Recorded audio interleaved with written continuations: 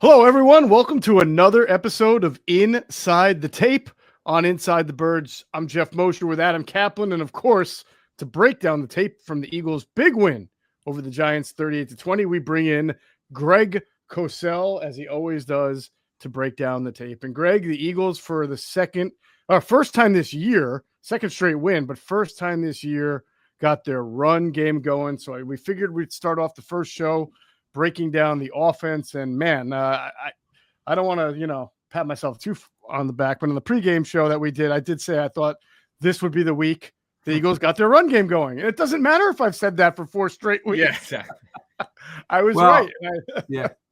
But I think the 30,000-foot view is the fact that this game looked like what we've come to expect from Eagles football over the certainly last year when they got Barkley. Obviously it was the second play of the game that he goes 65 yards for a touchdown. He did that a lot last year. But this had that profile of the Eagles offense. Run game dominant, Hurts not having to drop back that many times. I mean, I think he did drop back 27 times, counting sacks and a few scrambles. But still, that's sort of the way that they want to play. He still threw for less than 200 yards, if I'm not mistaken. And we've talked many times about how last year that happened 9 or 10 times in his 18 starts or 19 starts. So this was kind of the Eagles' profile, and this is the way they play at their best. Greg, the story to come out of the game is not one that we thought we'd ever be talking about. And you'll correct me if I'm wrong, but I thought just watching the game, Brett Toth played really well, to the point where where's this been? So let's just give an open thought about Brett. Brett, you've seen this kid, yeah. From day one. How did he look to you? You know that all I can tell you is what the tape showed, and I thought he played exceptional. There was one play where Dexter Lawrence drove him right back into the pocket, but he does that to a lot of people. You can't take one play and say, well, that meant he had a bad game. Thing I thought he played really, really well. I thought what really stood out was his athleticism and mobility, the way they used him. There was a screen to Barkley where he made an unbelievable block off mobility and athleticism, and they used him as a puller in the run game, and he was really effective. The bottom line is the tape showed that Brett Toth played really, really well. Just one final point in general. Mm-hmm. I think what people tend to do, and I'm a tape guy. That's what I do. I'm not sitting in their meetings. I'm not looking at other ancillary material. So when you see a guy play poorly or you see a guy play well, we're not making a blanket statement about his whole life and his whole career. I'm watching that given game. Brett Toth in the last couple of weeks had not played well at all. That didn't mean that he's incapable of playing well. He's on an NFL roster, and he started games in the NFL. There's a reason he's on an NFL roster. He may not be good enough to be a full-time starter. We don't know that for a fact. We lean in that direction based on his track record prior to this week. But the bottom line is, in this given game against the Giants, he played at a very high level. Well, Greg, I think last week we discussed, and I believe even showed some clips of some blocks he was asked to make that were difficult for what his skill set is. And this week, or at least against the Giants, I should say, it felt like getting hit, using that athleticism that you talked about, because he has played tackle, he has played guard. He's really not played center until he was in the NFL.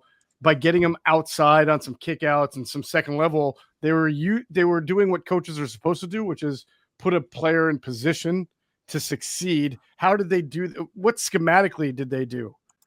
Well, essentially what they did in the run game is there were a number of combo blocks, which is a good idea.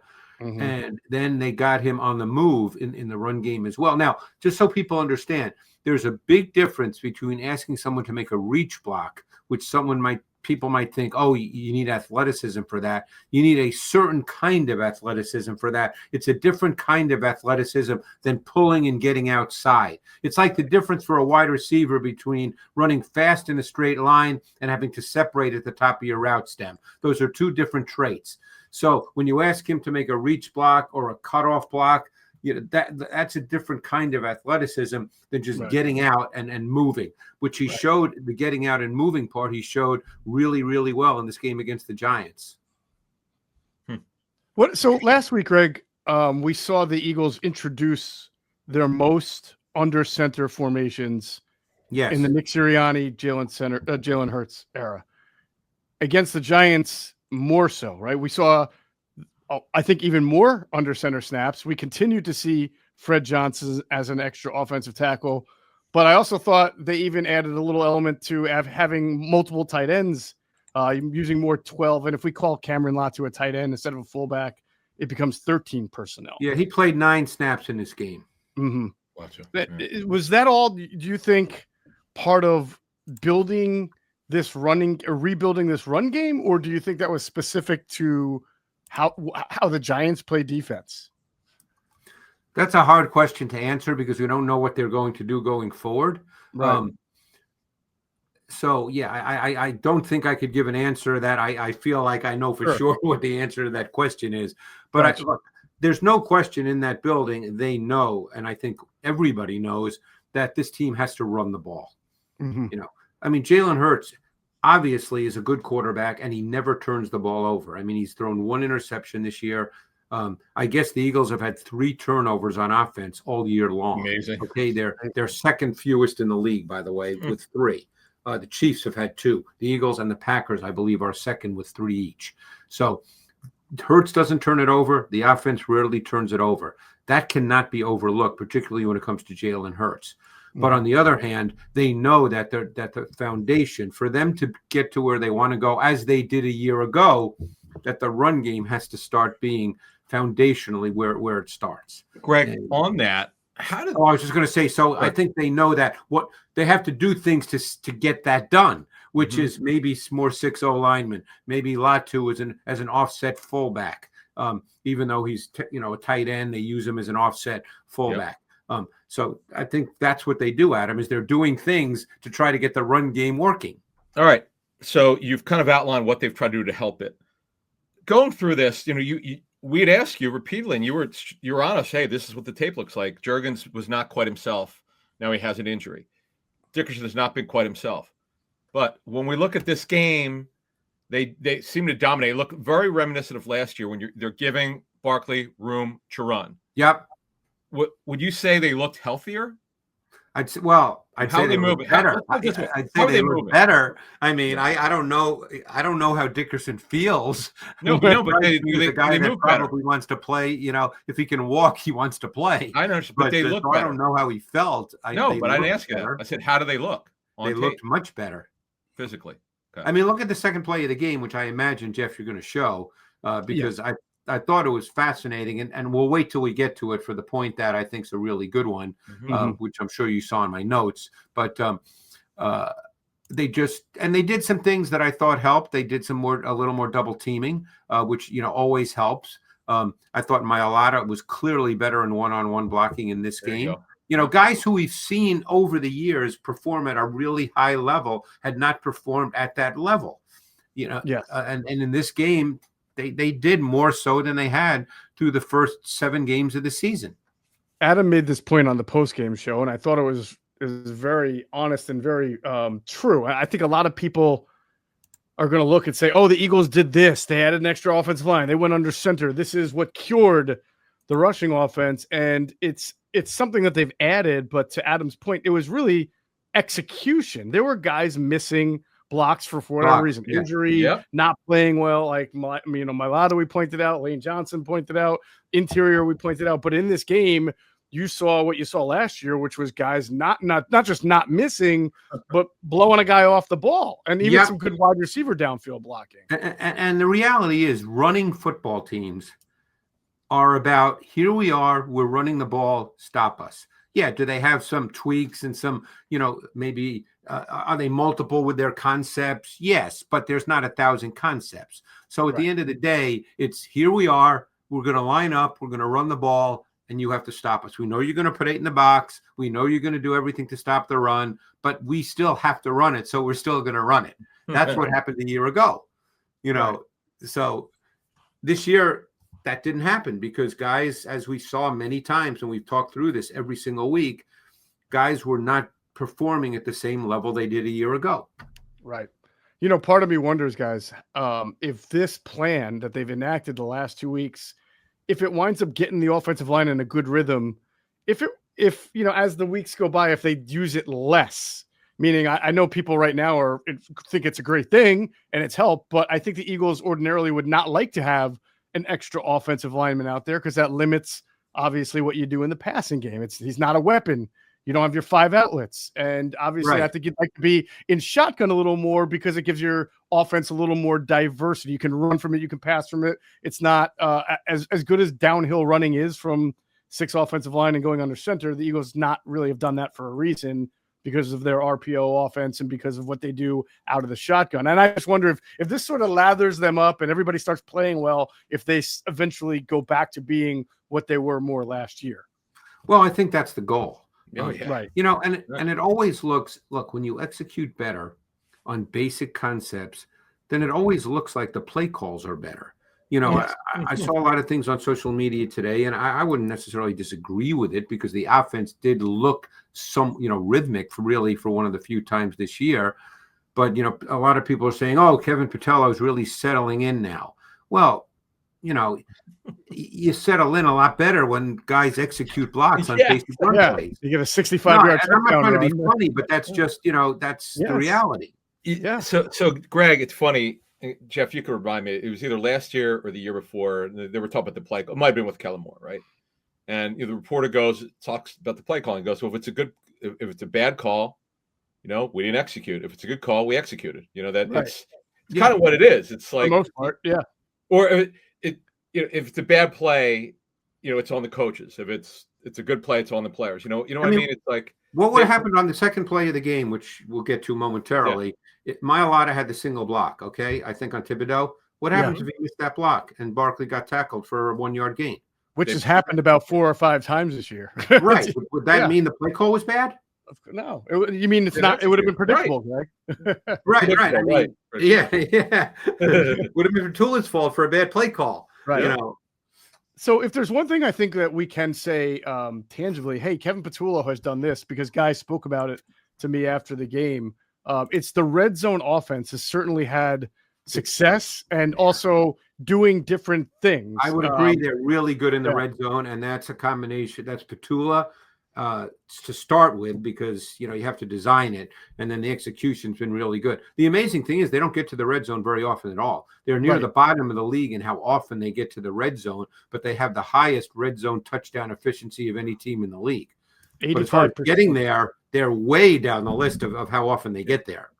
26. And I think this is a great point about how when you get back to doing what you do well, you have a great rushing offense and you make some shot plays, and certainly the Eagles do, covers up some of the flaws that have always been there. Even last year, the Eagles are a bad third down team this year. They're one of the worst third down teams. Really bad. Yeah. And so their offense, I would agree. Like, you can question whether it was really rhythmic or they just finally got the great combination of shot play runs and shot play passes. Well, it looked better because when you run the ball, I mean, they had 8 runs of 10 plus yards. So that makes everything look a lot better. That's right. Strange. Yeah. All right. Good stuff. Let's go ahead and we'll take a look at some of the plays. And we are going to start with that second play that you mentioned. It was a second play from scrimmage. And here's the funny thing, right? The first play is a negative. It's a neutral play. It's 2nd and 10 when Barkley is going to wind up carrying the ball. Right. Hey, I still like a good night out, but I'm not always in the mood to drink. And that's why I looked for a great alternative and I found one. It's called Soul's Out of Office Gummies. You get the same light, happy buzz, but you don't have the hangover. There's no sugar, and you don't get that awkward feeling the next morning. They help me unwind and ease into my evening without the alcohol or the next day fog. Soul is a wellness brand that believes feeling good should be fun and easy. Soul specializes in delicious hemp-derived THC and CBD products designed to boost your mood and help you unwind. Their best-selling out-of-office gummies were designed to provide a mild, relaxing buzz, boost your mood, and enhance your creativity and relaxation. With 5 different strengths, you can tailor the dose to fit your vibe. From a gentle 1.5 milligram microdose to their newest 15 milligram gummy for a more elevated experience. They've also got a variety of products specifically designed to help you get a better night's rest, including Sol's top-selling Sleep Gummy, a fan favorite for deep, restorative sleep. So bring on the good vibes and treat yourself to Sol today. Right now, Sol is offering our audience 30% off your entire order. So go to getsol.com and use the code BIRDS, BIRDS. That's getsol.com, promo code BIRDS for 30% off. This is important, Greg. I want you to look, because what we're going to do, I should have done this last week, but what we're going to do is look at the under center play against the Vikings that you referenced, right? Yeah. That led to a touchdown, and then compare that to what they did when with Saquon on the second play of the game, because those were comparable, correct? It's the same personnel and formation. So this was the touchdown to Smith, the 79-yarder against Minnesota last week, where they had 6 O-line personnel, and they had what we call a 5-man surface. It was basically closed to the wide side of the field, and Devonta Smith was the single receiver, the boundary X, single receiver to the boundary. And obviously here, because of how Minnesota played it, and they knew this from what they did in the first half, they threw the touchdown to Devonta Smith.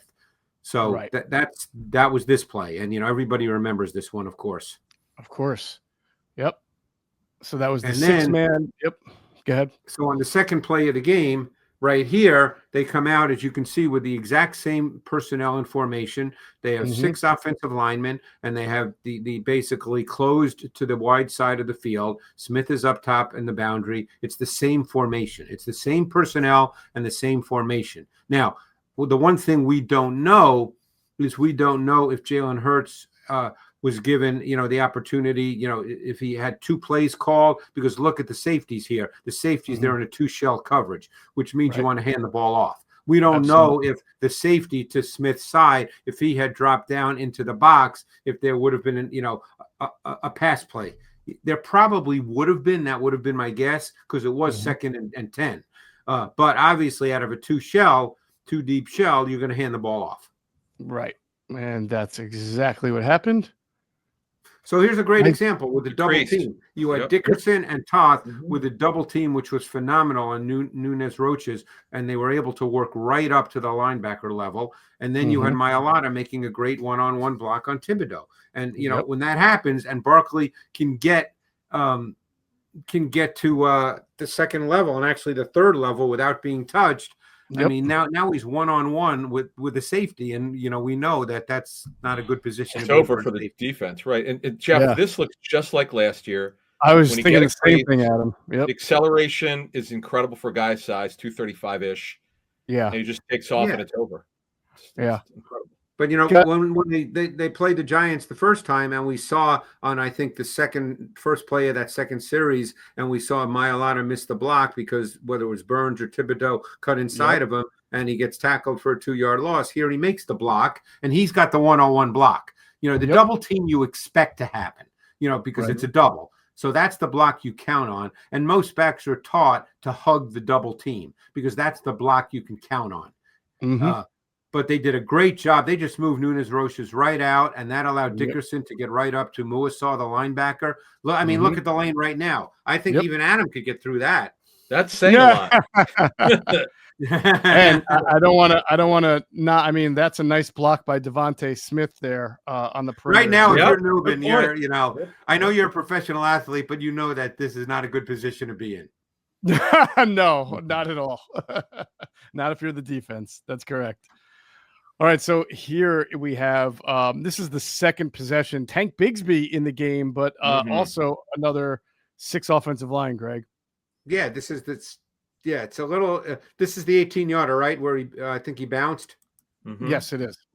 Yeah, so it's a different formation, but it's still 6 offensive line, because you notice that they have another receiver to the boundary side of the formation. That's a tight end. So the formation's different, but it's still a 4-man surface.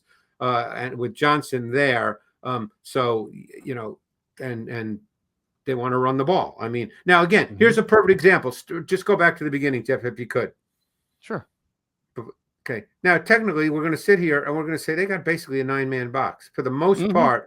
I mean, you could say that the safety up top's a little bit of an overhang, but it's essentially a 9-man box. Yes. That's not really relevant. You know, they're going to run the ball. Good running teams are going to run the ball. They don't care about Yeah. this idea you can't run against a loaded box is such nonsense. Like try to And talk by to the coach way, about Bigsby is a very good runner. I mean, I'm not going to obviously he's not anywhere near as purely explosive as Barkley, but he's a very good back. But Greg, here's what I would tell you: he's a perfect change-up, contrasting styles to Barkley.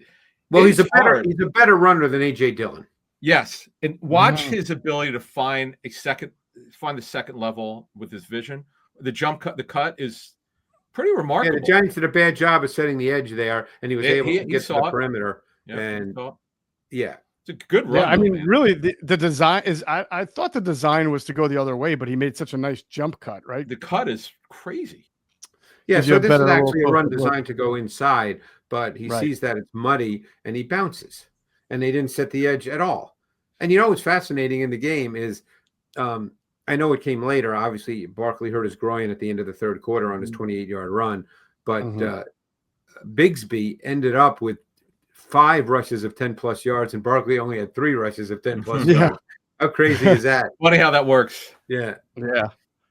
That was good vision, Adam. You were talking about how he's a good runner. That was good vision of him to see it. He didn't see color because the Giants didn't set the edge, and he jumped.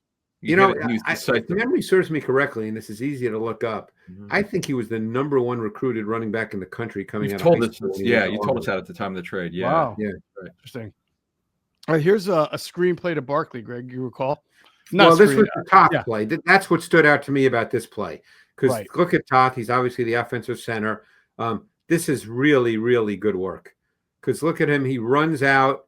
And look at him look at how he stays with his angle instead of trying to, run upfield. He stays with the angle. Where was this? I guess we missed it in training camp. I don't know. Yeah, he did a great job here. Yeah, yeah. He's a tackle by trade. Tackle by trade. Didn't he play guard with the Panthers? I think when he was with the Panthers, he played guard. Cardinals. He was a tackle. He got hurt. Yeah, this is when I first noticed this, I was like, wow, that's really, really good. That's a decleater right there. That's a DB. I believe that's Phillips. I think you're right. Let's go back and look. That is the slot corner Phillips. It is. It's the slot corner Phillips, who's obviously a better athlete, but he just stays right with him. Great athleticism, great balance and body control, and he just puts him on the ground.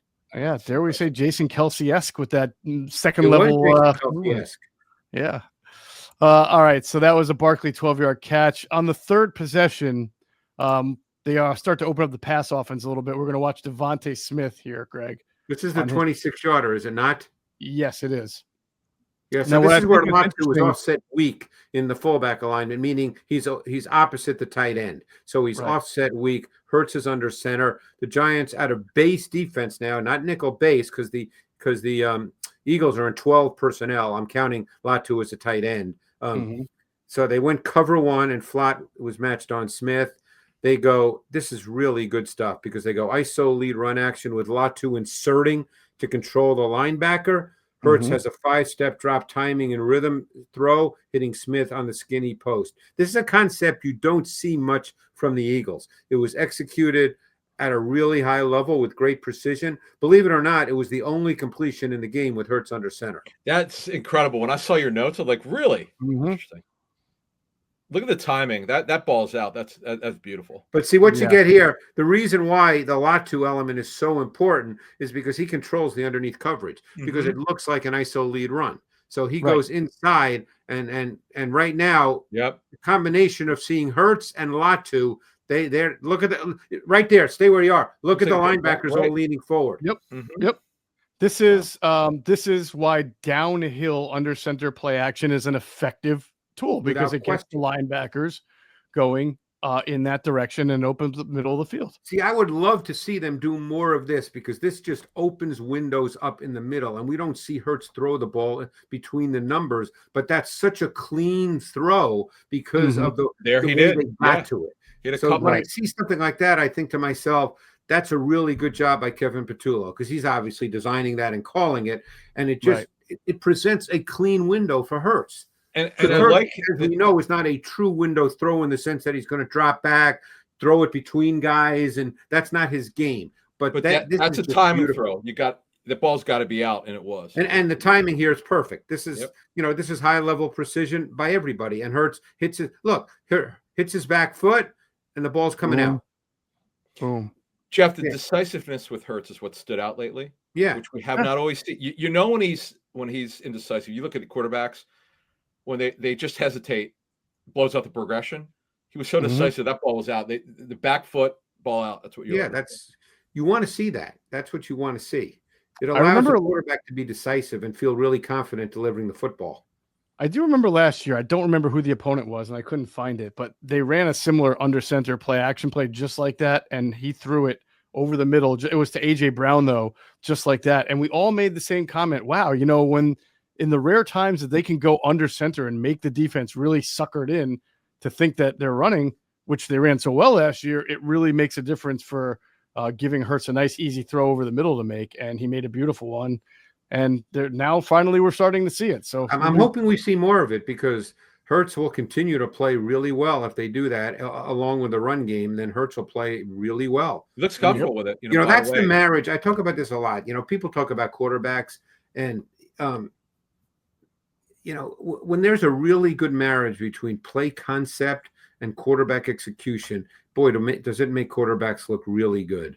And I think that has to be part of the deal, and when I saw that play, because I watch Red Zone on Sunday, so I may have seen that play on TV, I may not have, I couldn't remember. But when I saw it on tape, I was like, this is beautiful. This is what you want, for any quarterback, not just for Jalen Hurts. Right, you want that for Patrick Mahomes. It doesn't matter who the quarterback is. Yeah. It just defines the read and the throw and allows them to play with efficiency, comfort, and then they look good. Yeah. You can tell whenever a quarterback just plants his leg like that, he's going to make a very confident throw. He's confident about what he's seeing. Right. Yeah. All right. So this is the touchdown to Barkley. It was a bust. A busted coverage. I just wanted this is what was the play to Devontae Smith set up. So it was a nice little sequence here. So I just wanted to add. It looks like they're in man, but nobody reacts to Barkley. Right. I don't know why. I can't answer that. Well, I mean, they unless Thibodeau must have blitzed or wasn't supposed to. One of two things that was supposed to happen here. Thibodeau's supposed to peel, or Belton, the post safety, got the coverage wrong, and it's supposed to be 0, and he's supposed to match Barkley. It's one of those two things. Right. I would think that based on just you want Thibodeau going to the quarterback here, but you never know. The way he just takes off, or the blitzer to that side, the linebacker is not supposed to blitz, and he's supposed to play Barkley. That was my original thought. It was a linebacker. Yeah. So, okay. It's one of those three. Three. There you go. All right. So now we're going to go back to some running games. This is a pin pull concept, right? On a Barkley 28-yarder. Yes. See, this is the play. Unfortunately, hurt his groin. But look at Toth again. I mean, you got Toth and Lane pulling here in what's a pin pull concept, the old Packer sweep, as it were. And look at Toth. I mean, look at him. I mean, this is beautiful. It is. I mean, you want to talk about an opening? Jeff, the execution, which we've rarely seen this season in the run game. They're at a 12 personnel, so they got 2 tight ends, and they're the down blockers. And with Lane and Toth pulling, it's just really well done. Yeah. What is what you tell the audience why they call it a pin pull sweep? What does those terminology means? Oh, because you're getting the pin is basically you see the 2 tight ends, they're pinning inside or sealing inside. That's the same as pinning. And then the pull, you see 2 linemen pull. So it's pin pull. Right. Now, the Eagles did do this last year occasionally. I'm sorry. The Eagles did this a couple of times last year. But this is the first I can recall seeing it this year. I'm not sure. Again, it could have been everybody's playbook. Well, let's put it this way. If they did, it didn't work, probably. This is the way the running game has been. And again, you're going to get Barkley clean to the 3rd level, and there's Belton, the safety. And again, he ends up pushing him out of bounds, but he can't tackle him before then. It's Barkley's too fast. No, it is amazing. One week, I mean, like you said about Brett Toth, he comes over and bam, lowers that shoulder, takes that guy out. That's beautiful. Yeah, it's exactly how the play is designed. Mailata's this reminded me, by the way, of a run, I think, against the Rams the second time around, because Mailata, Do you remember that run where Barkley had a touchdown where Mailata kicked into the second level, but there was nobody to block? So Yes. Well, Mailata's the term is looking for work. He's looking for somebody to hit. He can't. Yeah. This is beautiful. Like, I want some guys. Come here. Exactly. But there's no one near me. All right. I'm just going to try to get 20. I can't catch him. This is really nice. All right. The next play is a sack, actually, that puts the Eagles. It was a 16-yard sack, and it puts the Eagles at like 2nd and 29, which again, that's when they had the Bigsby run for 20. Yeah. Yeah, which we're going to see right here. Now, Greg, like 4 of the 5 biggest plays the Eagles made in this game came on unfavorable down and just like 2nd and 29 here, or first. And you're not going to get that every week. I know that's my point. Is the Giants are really going to kick themselves. But look at again the yards before contact in this game. What a great cut! Great right, vision. Adam. Yeah, Bigsby makes really good cuts. This is really right the tackle. No knock on Bigsby, who I really like, by the way, as a runner, and always have, even when I watched him at Auburn. But this is really bad defense. Yeah. Well, this is just they should have a tackle at second level. Yeah. It looks like just normal inside zone, right, Greg? I mean, just it's got a delay element to it. Okay. Yeah. A little bit of a delay element. Let me see that. Yep. Let's see what 53 does here. Just a little. Yeah, a little bit. And then and then Muasal again. You're dealing with I mean, theoretically, he's in perfect position to make the play. Right there. Right. That's what I mean. The second level, he's got to make the tackle. That's bad. Yeah. Yeah, that was bad. He's got a little juice too. He does. He does. He's got I'll tell you what, Jeff, he's got a good style, man. Comparatively to Barkley, it's a good changeup. Mm-hmm. All right. So I wanted to, Greg, I looked last year because this next play is the Goddard RPO touchdown. This is beautiful. And I swear they ran this exact same play against somebody last year. This is a staple. Yes. This is an absolute staple. It's the inside zone run action. Goddard shows split flow blocking action to the play side. Hurts boots right. It's a run pass option. If it depending on what that defender does, who ends up falling down. But it's Okereke. He slips. He knew he had Goddard leaking out. But yeah, they run this kind of stuff all the time. We've seen this before. Right. And because they run split flow a lot, I mean, it looks like it could be running the ball here. That's what it is. It's inside zone with split flow, like he's going to block 51 water, and then he just runs by him. And it Hurts has the run pass option depending on what it looks like. Right. So if Okereke didn't slip and decided to hug up to Goddard, Hurts is just going to run. Right. Or if I know in the past play we found he sort of flicks it to Goddard once the defender comes closer to him. Right. Goddard told me after the game he just decided to run vertical as soon as he saw the guy slip because he knew it would be in an open touchdown. Right. Dang. Yeah. Beautiful play.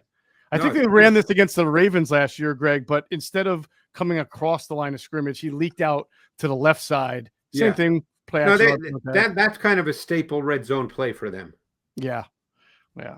And then this is going to be the new dagger here, Jahan Dotson. This is beautiful. Great effort.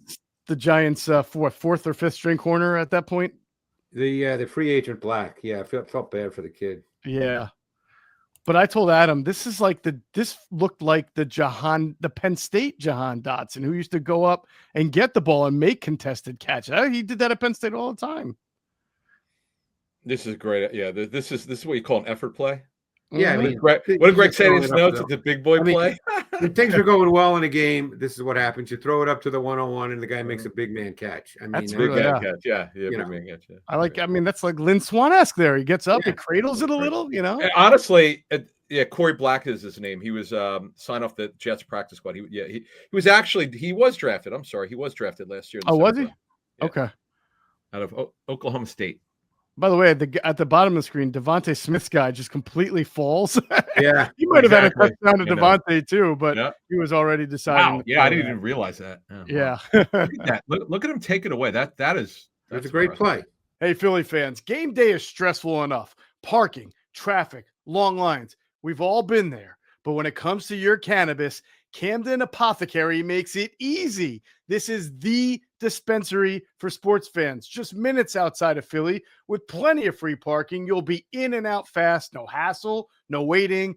And they don't just care about convenience. Camden Apothecary is all about the guest experience. Their staff makes sure you feel taken care of every time you walk in. Plus, they carry only the best quality cannabis at the fairest prices. So whether you're stocking up for the tailgate, the watch party, or celebrating a big win, you know you're getting the good stuff without overpaying. They even show love to the community with specials for fans, students, service members, and healthcare pros. Camden Apothecary, top quality cannabis, great prices, and an experience made for Philly fans 21 and up. But I think the bottom line point, guys, as we end the offensive segment, is this is really what their profile is. It's run game. It's Hurts playing with high level efficiency, executing the offense, not turning it over. But the run game starts it, as it did with the second play of the game.